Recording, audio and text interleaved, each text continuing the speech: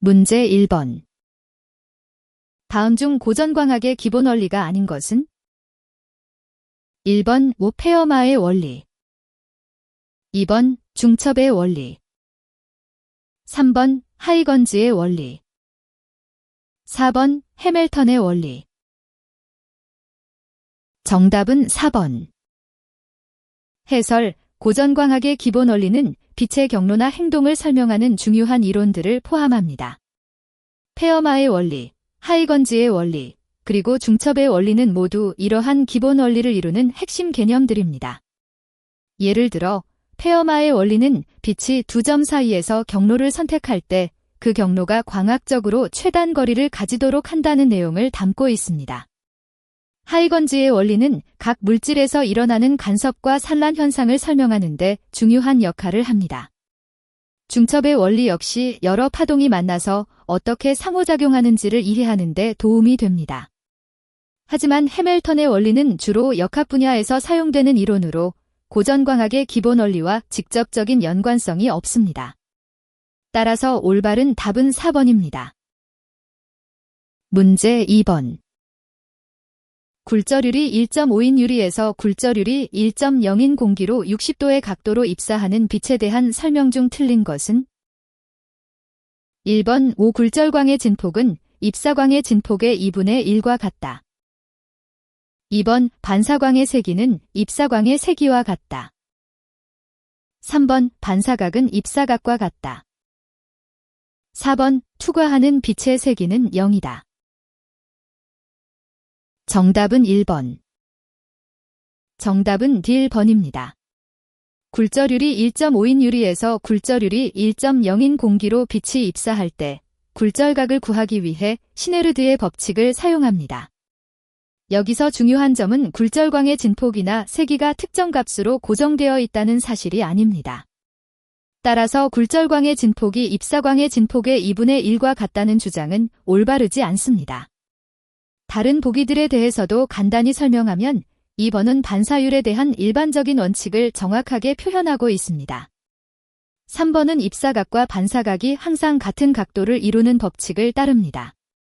마지막으로 4번은 투과하는 빛의 세기가 0이라는 주장은 사실이 아니며 실제로 빛은 굴절되어 공기로 나옵니다. 따라서 옵션 중에서 오직 1번만이 물리학적 법칙을 잘못 이해하고 있습니다. 문제 3번. 파장이 500나노미터인 빛의 굴절율이 1.39인 비누막을 수직으로 투과한다. 투과하는 빛의 세기가 최소가 되는 비누막 중 가장 얇은 두께는 대략 얼마인가? 1번 90나노미터, 2번 180나노미터, 3번 270나노미터, 4번 360나노미터. 정답은 2번. 해설. 빛의 굴절과 반사에 따라 비누막이 두께를 가진 부분에서 특정 조건 하에 빛의 세기가 최소가 되는 현상을 이해해야 합니다. 파장 500나노미터인 빛을 굴절율 1.39인 매체에서 투과할 때 빛이 비누막 내부에서 반사되어 상호 간섭하며 두께가 일정 조건에 부합하면 서로 상쇄되어 빛의 세기가 최소가 됩니다. 빛의 파장은 굴절율로 나눠서 매체 내 파장을 구할 수 있습니다. 이 현상이 일어나려면 비누막 두께는 반파장의 정수배여야 하며 가장 얇은 경우는 반파장인 180나노미터입니다. 따라서 2번이 맞습니다. 다른 보기들은 모두 반파장의 정수배가 아니거나 더 큰 정수배를 나타내므로 투과하는 빛의 세기가 최소가 되지 않습니다. 문제 4번. 다음에서 프라노퍼선의 기호와 파장을 잘못 연결한 것은? 1번 C라인 656.3나노미터, 2번 D라인 546.1나노미터, 3번 F라인 486.1나노미터, 4번 G라인 430.7나노미터. 정답은 2번. 해설. 정답인 B번 D라인 546.1나노미터 이 잘못 연결된 이유는 실제 프라노퍼선의 D선은 두 개의 라인, 즉 D1과 D2가 있는데 각각의 파장은 약 589.0나노미터와 589.6나노미터로 알려져 있습니다. 따라서 문제에서 제시한 에디라인 546.1나노미터는 잘못된 정보입니다. 다른 옵션들인 시선, 부선, 지선은 실제 프로노퍼선의 주요 라인과 그에 대응하는 파장과 일치합니다. 따라서 이 문제에서 D라인이 잘못 연결된 것입니다. 문제 5번. 높은 온도의 물체는 빛을 방출한다. 이를 흑체 복사로 근사할 수 있을 때 물체의 온도와 방출되는 빛과의 관계에 관한 설명 중 올바른 것은? 1번 방출되는 스펙트럼에서 최대 세기의 진동수는 절대 온도에 비례한다. 2번 방출되는 스펙트럼에서 최대 세기의 파장은 절대 온도에 비례한다. 3번 방출되는 빛에너지의 총량은 절대 온도의 제곱에 비례한다. 4번 방출되는 빛에너지의 총량은 절대 온도의 제곱에 반비례한다. 정답은 1번. 정답은 1번입니다. 왜냐하면 블랙체의 복사 특성에 따르면 물체가 방출하는 빛의 최대 세기의 진동수는 그 물체의 온도와 직접적으로 비례합니다. 즉, 온도가 높아질수록 최대 세기를 내는 빛의 진동수가 증가하게 됩니다. 2번은 틀린 이유는 방출되는 빛의 최대 세기의 파장이 절대온도와는 반비례 관계에 있다는 것을 의미합니다. 즉, 온도가 상승할수록 최대 세기를 내는 파장은 짧아집니다. 3번과 4번은 모두 틀린 이유는 블랙체 복사의 스테판 볼츠만 법칙에 따르면 방출되는 전체 에너지량은 절대온도의 제곱에 비례합니다. 따라서 3번은 올바르지만 4번은 반대로 잘못된 것입니다. 그러나 문제에서 제공한 보기 중에서는 1번이 가장 정확하게 맞습니다. 문제 7번. 다음 중 빛의 진행하는 속도가 가장 늦은 매질은? 1번 굴절율이 1.33인 물. 2번 굴절율이 1.46인 수정. 3번 굴절율이 1.5인 크라운 유리. 4번 굴절율이 2.4인 다이아몬드. 정답은 4번. 빛의 진행 속도가 가장 느린 매질은 굴절율이 가장 높은 다이아몬드입니다. 굴절율이 높다는 것은 빛이 그 매질을 통과할 때 더 많이 굽어진다는 의미로 이는 빛의 속도가 느려졌음을 나타냅니다. 따라서 굴절율이 2.4인 다이아몬드에서 빛은 가장 느리게 진행됩니다. 반면에 물, 수정, 크라운 유리는 각각 더 낮은 굴절율을 가지므로 빛의 속도가 더 빠릅니다. 문제 8번. 다음 중 전반사가 일어날 수 있는 경우는? 1번 공기에서 물로 입사할 때. 2번 물에서 유리로 입사할 때. 3번 유리에서 물로 입사할 때. 4번 공기에서 유리로 입사할 때. 정답은 3번. 정답은 3번 유리에서 물로 입사할 때입니다. 이 경우 빛이 굴절율이 큰 매질에서 작은 매질로 들어갈 때 발생합니다. 전반사는 빛이 광학적으로 밀도가 높은 매질에서 낮은 매질로 입사할 때 일어나는데 이때의 각도가 일정한 값 이상의 경우에만 가능합니다. 따라서 유리에서 물로 들어갈 때 전반사가 발생할 수 있지만 반대로 물에서 유리로 또는 공기와 물, 공기와 유리 사이에서는 전반사 조건을 만족하기 어렵습니다. 문제 9번. 다음 중 빛의 분산 현상을 이용하는 것은? 1번 간섭계. 2번 투영 현미경. 3번 프리즘 분광기. 4번 여광학식 곡률 측정기. 정답은 3번. 프리즘 분광기는 빛의 분산 현상을 이용하여 다양한 색깔을 가진 빛을 구분하는 장비입니다. 빛이 프리즘을 통과할 때 빨강부터 보라색까지 다른 파장의 빛들이 각도에 따라 다르게 펼쳐지면서 스펙트럼을 형성합니다. 반면 간섭계는 빛의 간섭 현상을 이용하여 매우 정밀한 거리를 측정하며 투영 현미경은 빛을 확대시켜 미세한 구조를 관찰하는 도구입니다. 광학식 곡률 측정기는 빛의 굴절 현상을 통해 물체의 형상이나 크기를 분석합니다. 따라서 이 중에서 빛의 분산 현상을 이용하는 것은 프리즘 분광기입니다. 문제 10번. 광학계의 설계 및 분석에서 기준이 되는 빛의 파장은 1번 656.3나노미터 2번 587.6나노미터 3번 546.0나노미터 4번 486.1나노미터 정답은 2번. 광학계의 설계와 분석에서 주로 사용되는 빛의 파장은 587.6나노미터입니다. 이 파장은 가시광선 범위 중앙에 위치하여 다양한 조건 하에서도 일관된 성능을 보여주기 때문에 광학계를 설계할 때 기준이 됩니다. 다른 옵션들 중 656.3나노미터는 적색 라인으로 주로 홍당무 빛에서 사용되며 546.0나노미터와 486.1나노미터는 각각 녹색 라인과 청색 라인으로 설계 시 일반적으로 중앙 파장인 587.6나노미터보다 특수한 상황에서 주로 고려됩니다. 문제 11번. 구경이 25mm이고 초점거리가 100mm인 이상적인 렌즈가 있을 때 파장 0.5μm인 빛에서 레일리 기준에 따른 렌즈의 공간분의 한계는 1번 1.22μm 2번 2.44μm 3번 3.66μm 4번 4.88μm 정답은 2번. 정답은 2번, 즉 2.44μm입니다. 레일리 기준에 따르면 빛의 파장과 초점거리를 사용하여 공간분의 한계를 계산할 수 있습니다. 여기서 공식은 D1.2 별표입니다. 주어진 조건을 대입하면 D1.2 별표 0.5μm 별표 100mm, G15mm, D.44μm가 됩니다. 다른 보기들은 이 공식에 따른 계산 결과와 일치하지 않으므로 틀립니다.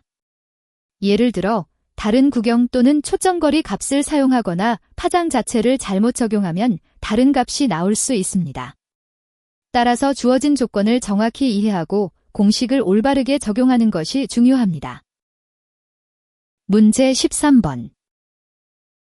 아배수에 대한 설명 중 옳지 않은 것은?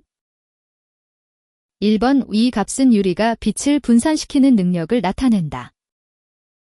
2번 이 값이 큰 유리로 프리즘을 만들면 빛이 넓게 퍼진다. 3번 N-1 ZenFNC와 같이 계산된다. 4번 이 값이 50보다 큰 유리를 크라운 유리라 한다. 정답은 2번. 정답인 D번은 옳지 않은 설명입니다. 아배수가 큰 유리로 프리즘을 만들면 빛이 좁게 모여들기보다는 정밀하게 방향성을 유지하며 진행됩니다. 이 값이 작아질 때, 즉 빛의 분산 능력이 커지면 빛은 넓게 퍼져나가게 됩니다. 다른 보기들은 다음과 같이 설명할 수 있습니다. 1번은 올바르며 아배수는 유리가 빛을 어떻게 산란시키는지를 나타냅니다. 3번도 정확하며 아배수의 계산 방법으로 알려져 있습니다. N는 홍색빛에 대한 굴절률, NF는 보라색 빛에 대한 굴절률, 그리고 NC는 녹색빛에 대한 굴절률을 나타냅니다. 4번은 사실과 다릅니다. 아배수가 50보다 큰 유리는 플리오르 유리로 분류되며 크라운 유리는 보통 아배수 값이 낮습니다. 따라서 빛의 분산 정도를 나타내는 아배수가 클수록 빛은 더 정밀하게 진행되는 것이 특징입니다. 문제 14번. 스펙트럼에 관한 다음 설명 중 틀린 것은? 1번 파장이 클수록 투과형 회절발에 의한 회절각이 크다. 2번 회절 차수가 클수록 회절발에 의한 스펙트럼 선폭이 커진다. 3번 수소가스의 스펙트럼은 여러 가지 선으로 구성되어 있다. 4번 파장이 클수록 프리즘에 의한 편의각이 크다. 정답은 4번. 정답은 4번 파장이 클수록 프리즘에 의한 편의각이 크다입니다. 이 문장은 사실과 맞지 않습니다. 파장이 길어질 때 빛이 프리즘이나 다른 매체를 통과할 때 굴절각이 작아지는 경향이 있습니다. 즉, 파장이 길면 편의각이 작아집니다. 다른 보기들에 대해서는 다음과 같이 설명할 수 있습니다. 1번은 맞습니다. 회절 그릿을 통해 빛이 분산될 때 파장이 클수록 회절각이 작아지므로 그 반대인 이 문장은 사실입니다. 2번도 맞습니다. 회절 차수가 커질수록 스펙트럼의 선 간격이 넓어집니다. 3번 역시 올바르게 설명하고 있습니다. 수소가스는 여러 개의 고유한 라인을 가진 스펙트럼을 보여줍니다. 따라서 이 문제에서 틀린 문장은 4번입니다. 문제 15번. 다음 광선 중 에너지가 가장 큰 것은? 1번 자외선, 2번 빨강색, 3번 파랑색, 4번 적외선. 정답은 1번. 정답은 자외선입니다. 에너지는 파장과 반비례하므로 파장이 짧을수록 에너지가 큽니다.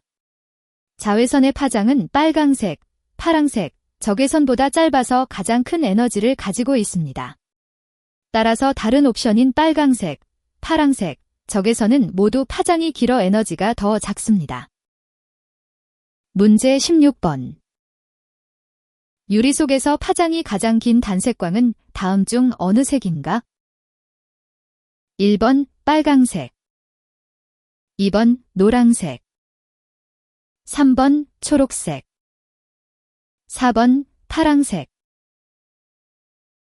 정답은 1번. 정답은 빨강색입니다. 파장이 긴 광학적 색깔일수록 더 느린 속도로 유리 속을 통과하게 되는데 이는 그림자나 굴절 현상을 관찰할 때 쉽게 확인할 수 있습니다. 따라서 주어진 옵션 중에서 빨강색이 파장이 가장 길기 때문에 유리 속에서 가장 느린 속도로 진행됩니다.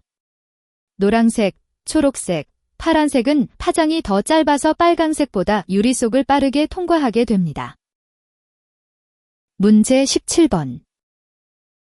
다음 중 틀린 것은? 1번 동공의 크기는 홍채에 의해 조절된다. 2번 수정체의 굴절률은 위치에 따라 다르다. 3번 수정체의 곡률은 모양체근에 의해 조절된다. 4번 맹점에는 칼라인식 세포가 상대적으로 많다. 정답은 4번. 정답은 4번, 맹점에는 칼라인식 세포가 상대적으로 많다입니다. 이 문장이 맞지 않은 이유는 맹점, 즉 시신경이 눈의 중심에 연결되는 부분에서는 색을 인식하는 세포 대신 감광세포가 주로 모여 있어 실제로 색을 구별하기 어렵기 때문입니다. 반면 맹점 주변에는 색소세포가 많이 분포해 있어 선명한 색상을 인식할 수 있습니다. 다른 보기들에 대해서는 다음과 같이 설명할 수 있습니다. 1번은 맞습니다. 홍채는 동공의 크기를 조절하여 들어오는 빛의 양을 제어합니다. 2번도 옳습니다. 수정체의 굴절률이 눈동자 중심과 가장 바깥쪽에서 다르게 작용해 시야를 명확하게 만듭니다. 3번은 정답입니다. 모양체근이라는 근육이 수정체의 곡률을 변화시켜 가까운 거리와 먼 거리를 보는 데 필요한 초점 조절을 돕습니다. 따라서 맹점과 색소세포에 대한 이해가 부족한 4번만 틀린 것입니다. 문제 18번. 굴절률이 1인 매질에서 1.5인 매질로 빛이 입사할 때 반사율은 얼마인가? 1번 4%, 2번 8%, 3번 20%, 4번 66%. 정답은 1번. 해설, 굴절률이 1인 매질에서 1.5인 매질로 빛이 입사할 때 반사율은 대략 4%입니다. 이 값은 피클링거 공식을 통해 계산되며 두 매질 사이의 굴절률 차이가 클수록 반사율도 증가합니다. 하지만 여기서 주어진 조건에서는 반사율이 상대적으로 낮습니다. 2번부터 4번까지는 틀린 이유로 이들 값은 실제 계산 결과와 크게 벗어나 있습니다. 특히 굴절률의 차이가 크지 않은 경우 대부분의 빛은 매질을 통과하며 반사되는 양은 상대적으로 적습니다. 문제 19번. 백색광이 물에 입사할 때 굴절각은 각각의 색에 따라 달라진다. 굴절각이 큰 색부터 작은 색으로 올바르게 기술된 것은 1번 빨강, 노랑, 파랑, 보라. 2번 노랑, 파랑, 보라, 빨강. 3번 파랑, 보라, 노랑, 빨강. 4번 보라, 파랑, 노랑, 빨강. 정답은 4번. 정답은 4번입니다. 백색광이 물체를 통과할 때 빛의 파장에 따라 굴절각이 달라집니다.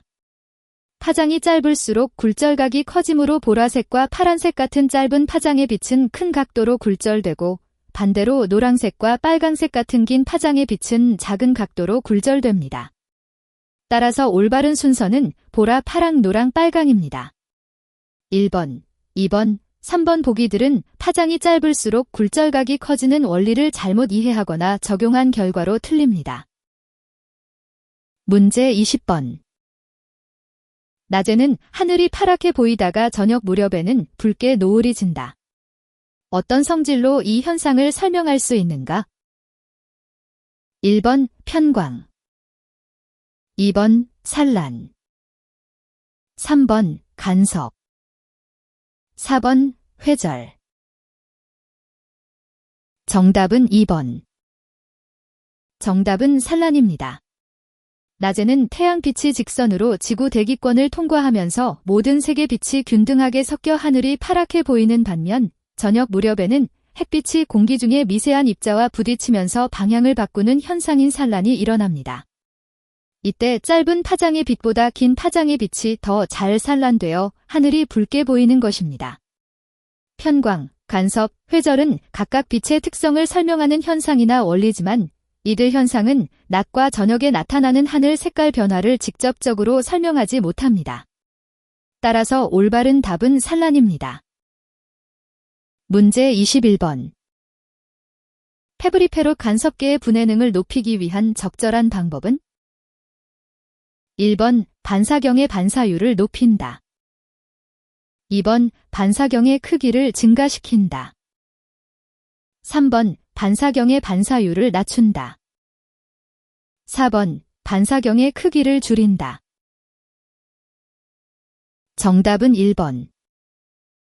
페브리페롯 간섭계의 분해능을 높이기 위해서는 1번, 즉 반사경의 반사율을 높이는 것이 가장 효과적입니다. 반사경의 반사율이 높아질수록 더 많은 광학 신호가 유지되어 간섭 패턴이 더욱 명확해지게 됩니다. 이로 인해 정밀한 측정이 가능하게 되어 분해능이 향상됩니다. 반면 2번과 4번은 반사경의 크기를 조절하는 방법으로 간섭계의 성능에 직접적인 영향을 미치지 않습니다.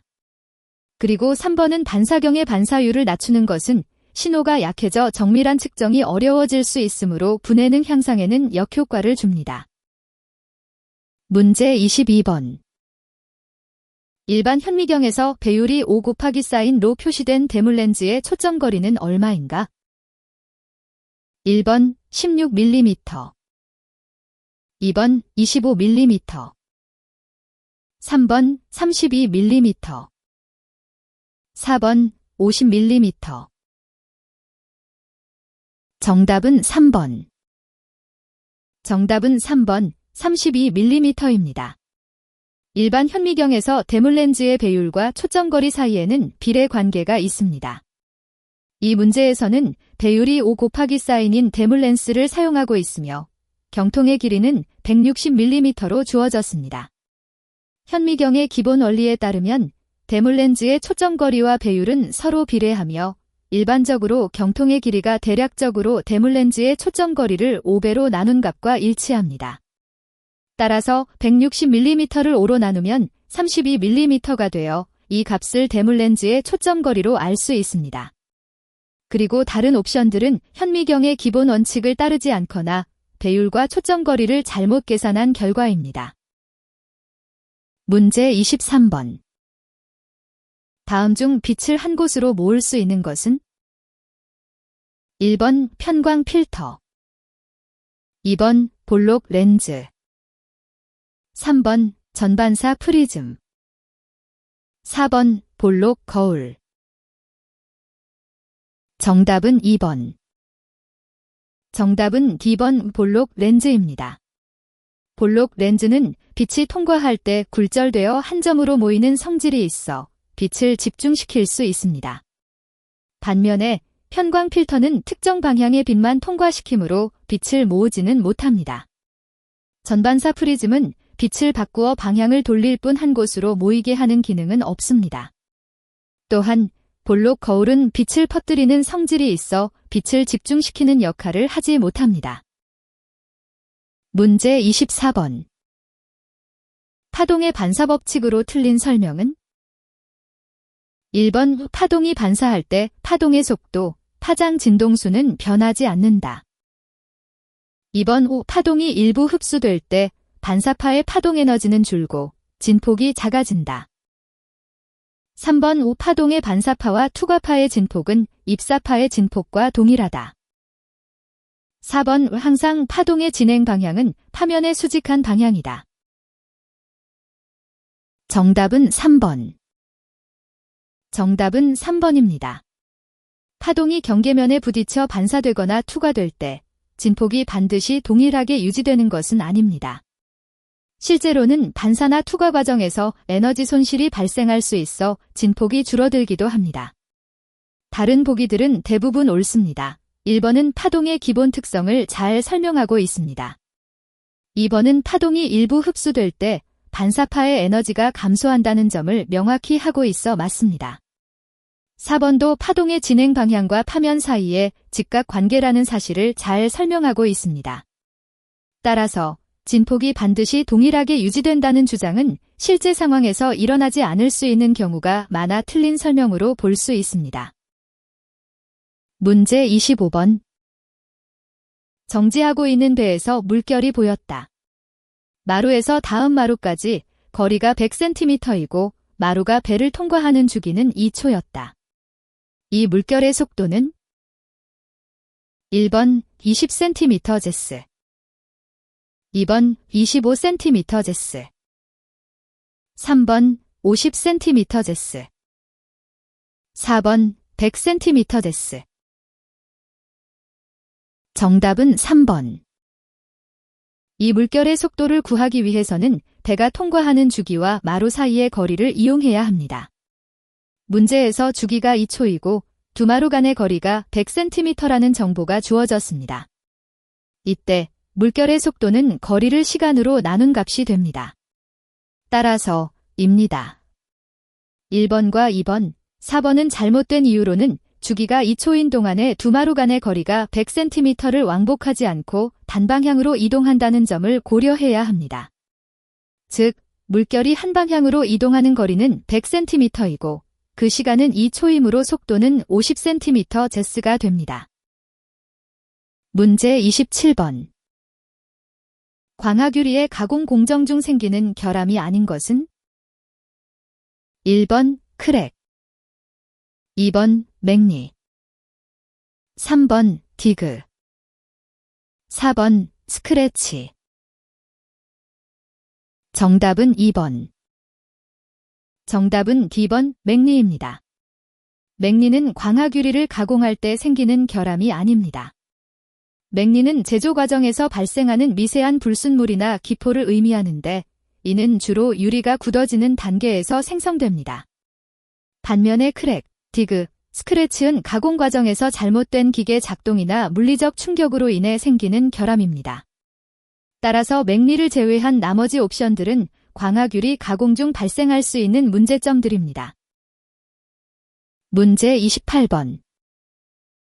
다음 중 렌즈의 표면 결함이 아닌 것은?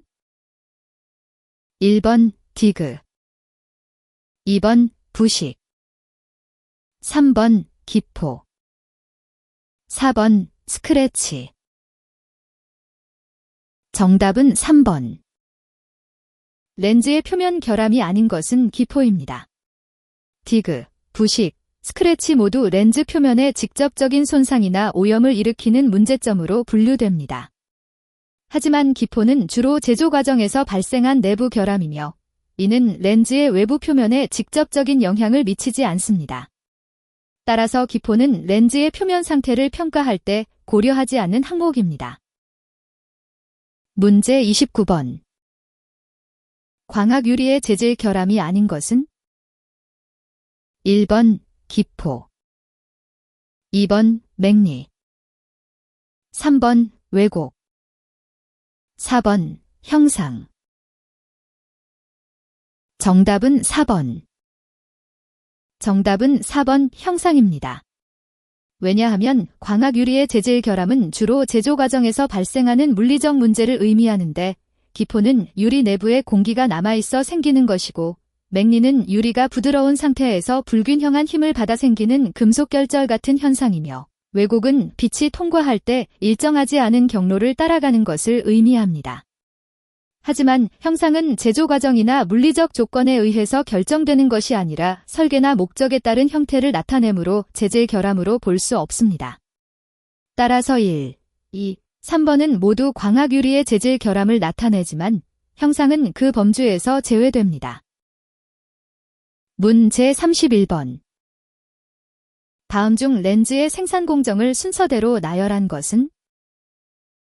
1번 센터링 커브 제네레이션 전마 코팅, 2번 연마 센터링 커브 제네레이션 코팅, 3번 커브 제네레이션 전마 센터링 코팅, 4번 코팅 커브 제네레이션 전마 센터링. 정답은 3번. 렌즈의 생산 공정은 다음과 같은 순서로 진행됩니다. 먼저 렌즈의 곡률을 맞추는 커브 제네레이션이 시작점입니다. 이 단계에서 렌즈가 눈에 들어맞게 형상화됩니다. 그 다음으로는 전마 단계를 거쳐 표면을 매끄럽고 깨끗하게 다듬습니다. 이렇게 완성된 렌즈는 정중앙이 잘 맞춰져 있는지 확인하는 센터링 과정을 통해 최종 조정받게 됩니다. 마지막으로 빛의 반사나 굴절을 줄여 시야를 선명하게 만드는 역할을 하는 코팅 작업이 이루어집니다. 따라서 올바른 순서는 3번인 커브 제네레이션 전마 센터링 코팅입니다. 다른 보기들은 각 단계의 의존성과 중요성을 고려하지 않았거나 렌즈가 완전히 형성되기 전에 불필요한 작업을 먼저 진행하려는 시도로 보여집니다. 예를 들어 센터링이나 코팅은 렌즈의 기본 형태가 정해진 후에 이루어져야 하며 이들 단계를 앞당기는 것은 생산 과정에서 문제가 발생할 수 있습니다. 문제 32번. 다음 중 의미하는 물리량이 나머지 색과 다른 것은? 1번 1토어, 2번 760 수은주 밀리미터, 3번 1기압, 4번 1013 엄바어. 정답은 1번. 1토어은 나머지 옵션들과 의미하는 물리량이 다르다는 점에서 정답입니다. 760 수은주 밀리미터, 1기압, 그리고 1013 엄바어는 모두 표준 대기압을 나타내며 이들은 서로 상대적으로 비슷한 값을 가지지만 1토어는 그보다 훨씬 작습니다. 토어는 이탈리아 과학자 토러첼리의 이름에서 유래된 단위로 1수은주 밀리미터를 의미합니다. 따라서 1토어는 760 수은주 밀리미터나 1기압과는 다른 작은 압력을 나타내며 나머지 옵션들이 표준 대기압을 표현하는 데 반해 1토어는 그보다 훨씬 낮은 수준의 압력을 의미합니다. 문제 33번. 다음 중 코팅하였을 때 가시광선과 적외부에서 반사율이 가장 큰 것은? 1번 LG, 2번 L, 3번 GNSC, 4번 CU. 정답은 1번. 정답은 LG입니다. 은은 가시광선과 적외선 범위에서 매우 높은 반사율을 가지고 있어 이 범위의 광학적 성능을 최대화하려는 경우에 이상적인 코팅 재료가 됩니다. 다른 옵션 중 알루미늄도 높은 반사율을 가진 재료이지만 은보다는 낮습니다. GNSC와 구리는 각각 적외선과 가시광선에서의 투과나 전송에 더 특화되어 있어 이 문제에서 요구하는 광범위의 반사율을 제공하지 못합니다. 문제 34번. 커브 제너레이터에서 작업을 잘못하거나 센터링을 잘못해서 혹은 접착이 잘못되어 렌즈의 광축과 기계축이 맞지 않게 되는 것을 무엇이라 하는가? 1번 스크래치, 2번 디그, 3번 편심불량, 4번 모래자국. 정답은 3번. 정답은 편심불량입니다. 렌즈 제작 과정에서 커브 제너레이터나 접착 작업이 잘못되어 렌즈의 중심축과 기계의 중심축이 일치하지 않게 되면 이는 편심불량으로 분류됩니다. 이것은 빛이 정확하게 통과할 수 없어 시야가 흐려지고 화질 저하를 초래합니다. 스크래치와 디그는 모두 표면에 생기는 물리적 손상으로 이들 개념은 렌즈의 중심 위치와 관련이 없습니다. 따라서 이러한 옵션들은 문제 상황을 정확하게 설명하지 못합니다. 또한 모래자국은 일반적으로 제작 과정에서 발생하는 미세한 표면 결함을 의미하며 편심불량과는 직접적인 연관성이 없습니다. 문 제37번. 부정시야인 환자를 교정하기 위하여 음의 굴절력을 가진 안경 렌즈를 착용시켰다. 이 환자의 눈의 결함은? 1번 근시안, 2번 원시안, 3번 난시안, 4번 사시안. 정답은 1번. 정답은 근시안입니다. 근시안 환자는 눈의 수정체가 강한 굴절력을 가진 상태에서 망막까지 초점이 너무 앞쪽으로 모여버려서 먼 곳을 볼 때 시야가 흐릿해집니다. 이런 경우 음의 굴절력을 가진 안경 렌즈를 사용하면 눈의 초점을 망막에 정확히 맞출 수 있어 시력을 개선할 수 있습니다. 원시안, 난시안, 그리고 사시안은 각각 다른 종류의 시력 문제로 근시안과는 다른 원인과 증상이 있어서 음의 굴절력 렌즈만으로 해결되지 않습니다. 따라서 이들 옵션은 해당 상황에 맞지 않습니다. 문 제38번. 어떤 쌍안경에 6x30으로 표기되어 있다. 이 쌍안경에서 출사동의 직경은? 1번 5mm, 2번 6mm, 3번 30mm, 4번 180mm. 정답은 1번. 해설. 쌍안경의 6x30 표기는 두 숫자를 의미하는데 앞에 6은 확대 배율을 나타내고 뒤에 30은 출사동의 직경을 밀리미터로 나타냅니다. 따라서 이 쌍안경의 출사동 직경은 30mm가 아니라 5mm가 아닌 바로 30mm 중 눈이 보는 부분인 렌즈의 크기를 의미하고 여기서 정답은 출사동 직경이므로 5mm가 맞습니다. 따라서 다른 보기들은 쌍안경의 구조나 용어를 잘못 이해한 결과입니다. 문 제39번. 초점 길이가 100mm인 확대경을 사용하여 상을 명시거리 250mm에 있도록 하여 관찰할 때 상의 배율은? 1번 1, 5배, 2번 2배, 3번 2, 5배, 4번 3, 5배. 정답은 3번. 확대경의 배율은 관찰자가 눈을 렌즈에서 명시거리까지 이동시키면서 결정됩니다. 여기서 주어진 조건은 초점 길이가 100mm인 확대경을 사용하여 상을 명시거리 250mm에 위치하도록 한 것입니다. 따라서 배율은 로 계산되며 이 경우는 2, 5배가 됩니다. 그래서 정답은 3번입니다. 다른 보기들은 명시거리를 잘못 이해하거나 배율을 잘못 계산한 결과입니다.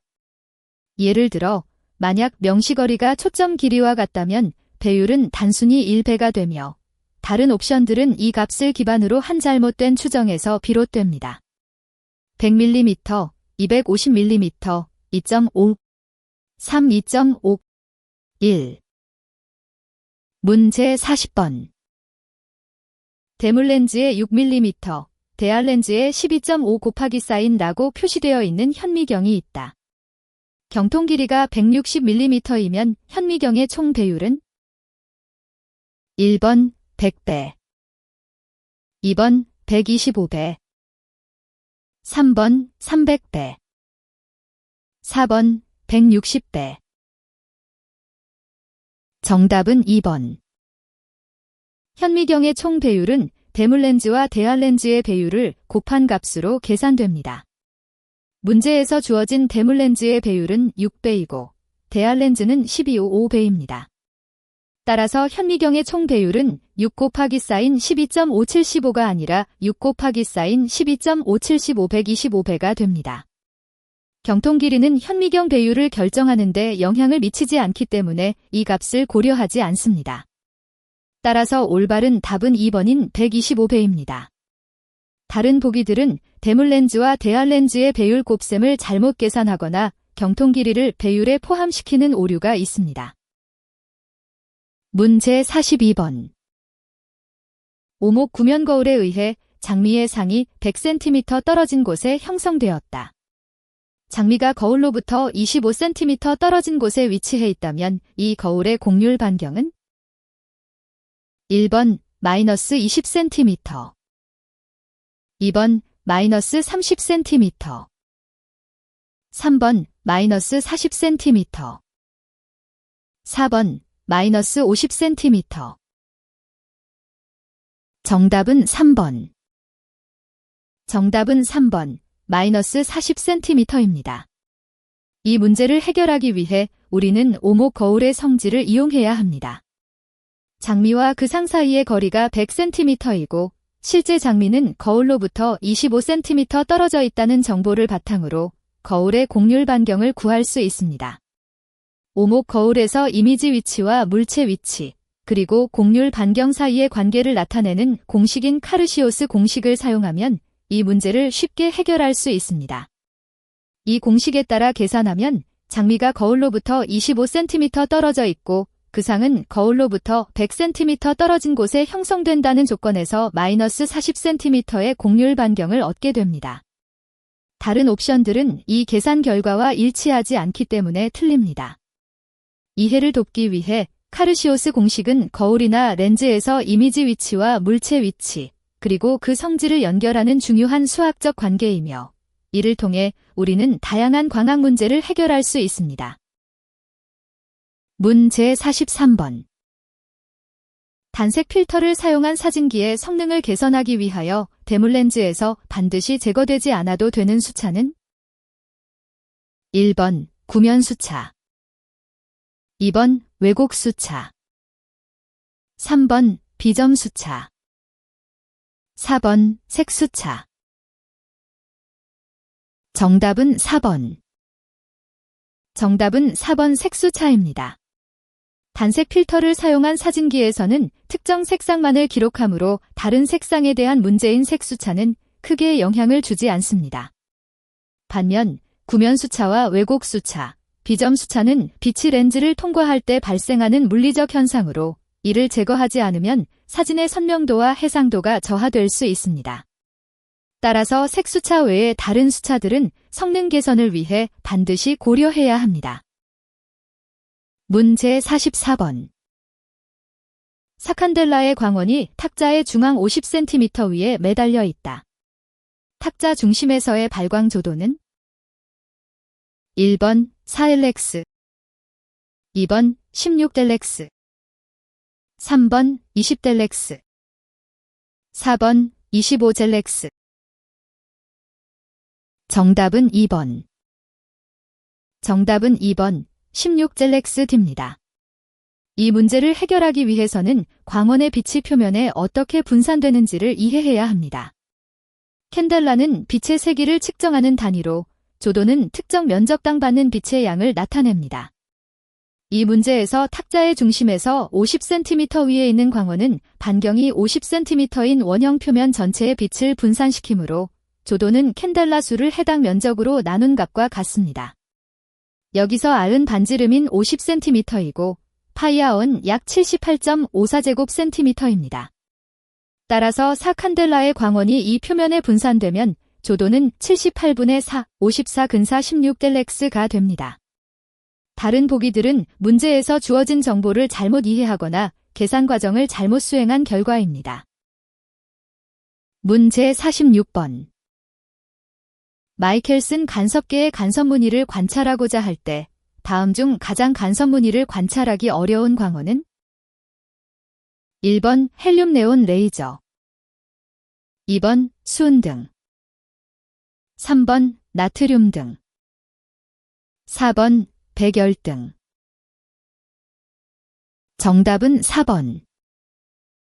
마이켈슨 간섭계에서 간섭 무늬를 관찰하기 위해서는 광원의 빛이 일정한 파장을 가진 고주파수 빛을 내야 합니다. 헬륨 네온 레이저, 수은 등, 나트륨 등은 각각 특정 파장의 빛을 강하게 내므로 간섭 무늬를 명확히 볼 수 있습니다. 하지만 백열 등은 다양한 파장의 빛을 혼합하여 내기 때문에 일정한 파장을 가진 고주파수 빛이 부족해 간섭 무늬를 관찰하기 어렵습니다. 따라서 가장 간섭 무늬를 잘 볼 수 없는 광원은 백열 등입니다. 다른 옵션인 헬륨 네온 레이저, 수은 등, 나트륨 등은 각각 특정 파장의 빛을 강하게 내므로 간섭 무늬를 명확히 볼 수 있습니다. 문제 47번. 코어가 1.6, 클레딩이 1.5의 굴절률을 갖는 광섬유가 있다. 이 광섬유의 수치 구경은 얼마인가? 1번 0.45, 2번 0.55, 3번 0.65, 4번 0.75. 정답은 2번. 수치 구경은 광섬유가 빛을 얼마나 효과적으로 집합할 수 있는지를 나타내는 값입니다. 이 값을 계산하기 위해서는 코어와 클레딩의 굴절률이 필요하며 공식은 백슬래시사인입니다. 여기서 백슬래시사인은 코어의 굴절률, 그리고 백슬래시사인은 클레딩의 굴절률입니다. 이를 대입하면 백슬래시사인이고 그 값은 약 0.176입니다. 하지만 실제 공식을 적용하면 백슬래시사인이고 그 값은 약 0.55가 됩니다. 따라서 정답인 2번이 맞습니다. 다른 보기들은 이 공식을 잘못 적용하거나 계산을 잘못한 결과로 틀린 것입니다.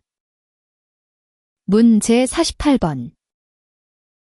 도부 프리즘을 통해 광축에 대하여 45도 회전되어 입사한 상이 프리즘을 통과하여 출사한 상에 회전한 각도는? 1번 22.5도, 2번 45도, 3번 67.5도, 4번 90도. 정답은 4번. 도부 프리즘이란 광학 장치 중 하나로 빛이 입사할 때 회전시키는 역할을 합니다. 특히 이 문제에서 도부 프리즘은 광축에 대해 45도로 회전된 상을 받습니다.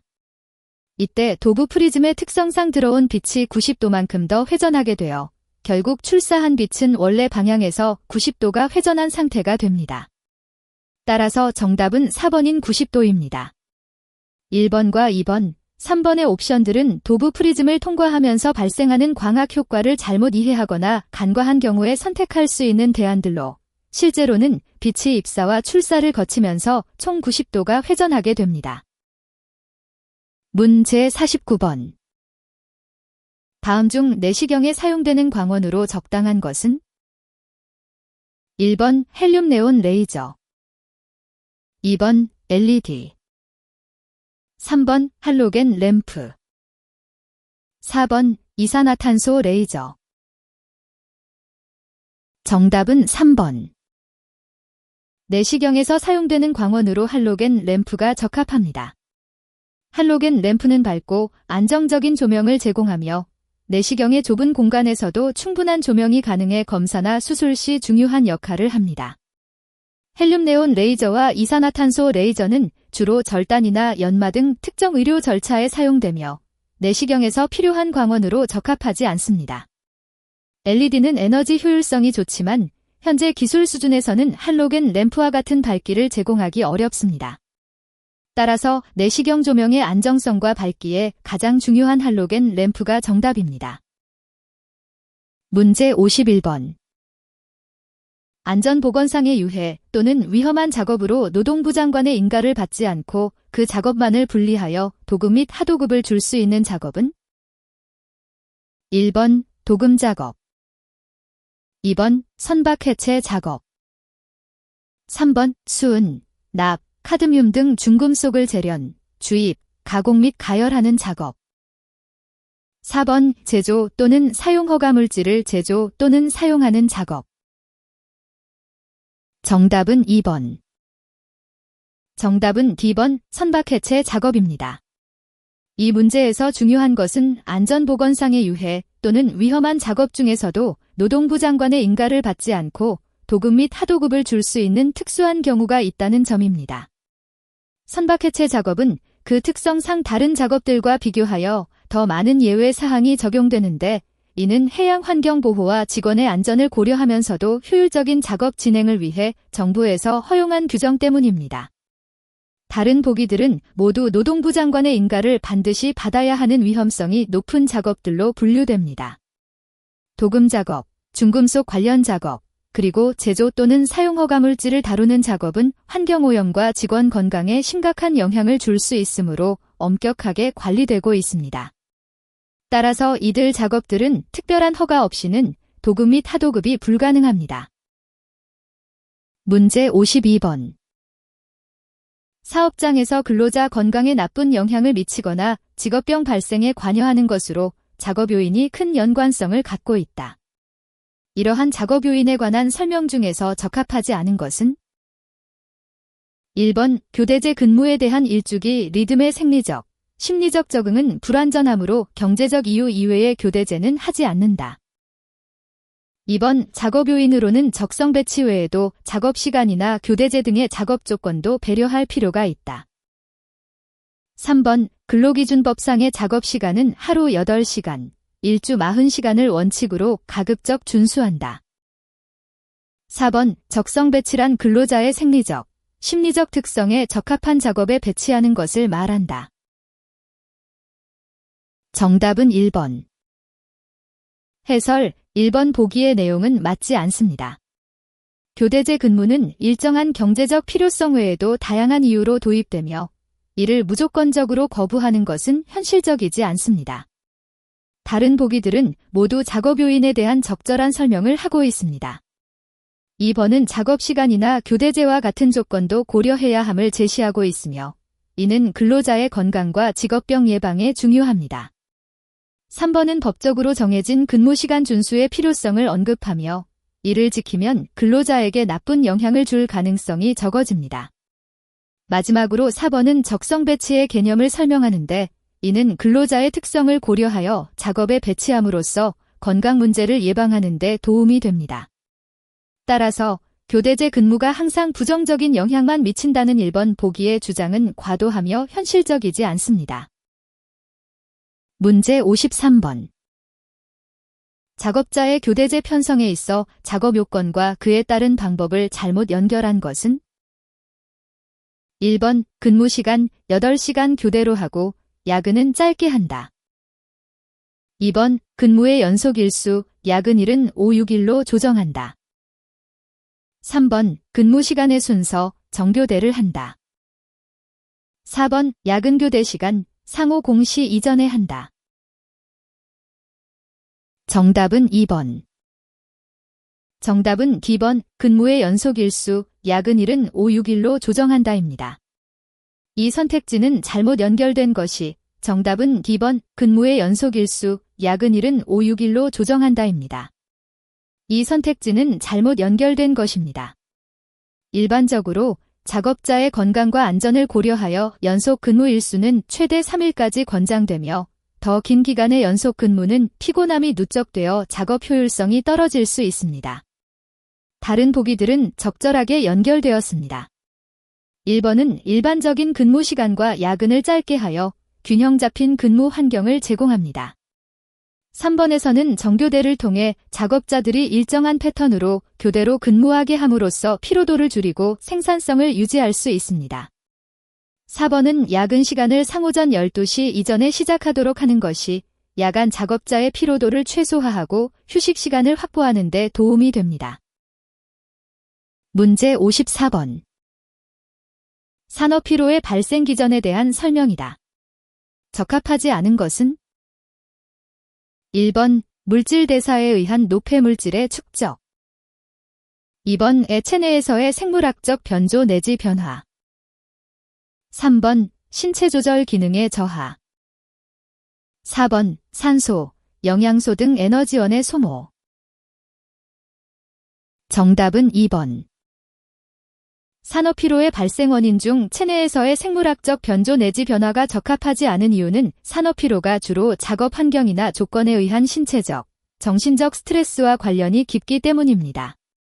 물질 대사 과정에서 노폐물의 축적이 늘어나거나 신체 조절 기능이 떨어지게 되면 피로가 쌓일 수 있습니다. 또한 에너지원인 산소와 영양소의 부족으로 인해 체력 저하가 일어날 수 있어 이들 요인들이 산업피로를 유발하는 주요 원인이 됩니다. 그러나 생물학적 변조는 일반적으로 특정 외부 환경이나 조건에 의한 피로와 직접적인 연관성이 적기 때문에 산업피로의 발생 기전으로 보기 어렵습니다. 문제 55번.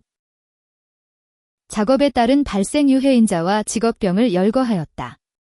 직업병 발생에 미치는 과정이 틀리게 연결된 것은? 1번 탈지 작업, 벤젠 간장해. 2번 초자공, 적외선 백내장. 3번 인쇄소 주자공, 납 빈혈. 4번 방사선 기사, 방사선 불임증. 정답은 1번.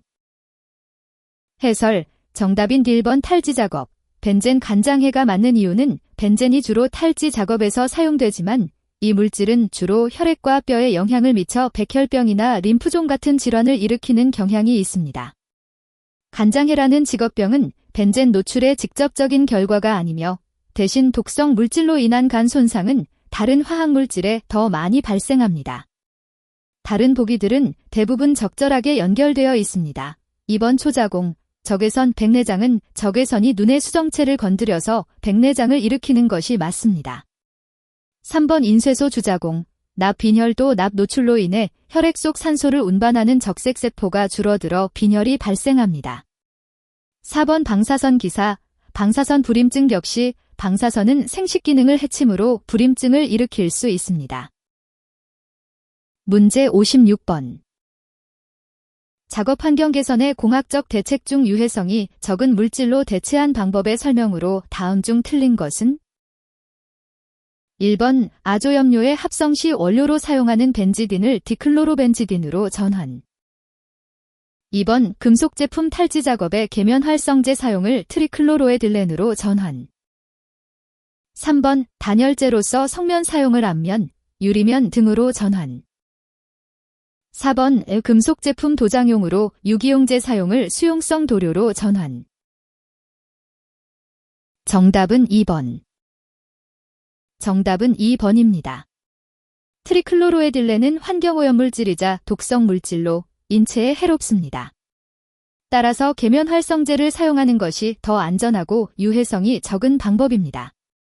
1번과 3번, 그리고 4번의 경우는 각각 벤지딘을 덜 위험한 디클로로벤지딘으로, 성면을 앞면이나 유리면으로, 그리고 유기용제를 수용성 도료로 대체하는 것이므로 유해성을 줄이는 공학적 대책입니다. 그러나 2번은 계면 활성제를 사용하던 방법을 더 위험한 트리클로로에딜렌으로 바꾸는 것으로, 이는 유해성을 증가시키는 방향이기 때문에 틀린 선택지입니다. 즉, 다른 보기들은 물질의 유해성을 줄이는 대체제를 사용하는 반면 2번은 더 위험한 물질을 사용함으로 올바른 공학적 대책과 맞지 않습니다. 문제 57번. 저압 환경이란 몇 M 높이 이상의 장소에서 작업하는 환경을 말하는가? 1번 500m, 2번 1000m, 3번 2000m, 4번 3000m. 정답은 4번. 저압 환경은 산이나 건물 등 높이가 높은 곳에서 작업할 때 대기압이 낮아져서 사람들이 질식하거나 피곤함을 느낄 수 있는 상황을 말합니다. 국제적으로 공인된 기준에 따르면 대기압의 변화로 인한 건강 문제를 방지하기 위해 3000m 이상의 높이에서 작업하는 환경을 저압 환경으로 정의하고 있습니다. 따라서 1번부터 3번까지의 옵션은 모두 국제적으로 인정된 저압 환경 기준인 3000m보다 낮기 때문에 틀립니다. 이 해설은 문제의 정답과 왜 다른 선택지들이 틀렸는지를 간결하게 설명하고 있습니다. 문제 58번. 옥내에 있는 용해로의 고온을 측정하여 관리 대책을 설정하고자 한다. 다음 중 측정하여야 할 인자만으로 구성된 것은? 1번 자연습 고온도, 흙고온도. 2번 기류, 자연습 고온도. 3번 자연습 고온도, 건고온도, 흙고온도. 4번 건고온도, 자연습 고온도. 정답은 1번. 정답은 1번입니다.